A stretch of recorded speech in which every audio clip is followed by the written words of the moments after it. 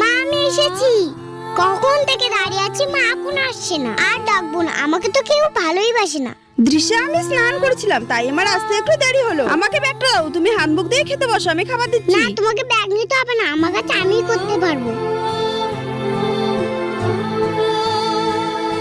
দৃশ্যা, আমি খাইয়ে দিব। তোমাকে খাই দিতে হবে না, আমি বড় হচ্ছি, আমি একা খেতে পারবো। থালাটা দাও। আমি খাইয়ে দিচ্ছি সোনা। না, তুমি যাও, আমার কথা ভাবতে হবে না। আজকে আমার হাতে খেতে ইচ্ছে করছে না, কিছুদিন আগে আমার হাতে না খেলে তোমার পেট ভরতো না। ঠিক আছে, তুমি বড় হয়েছো, তোমার যেটা ভালো মনে হয় করো।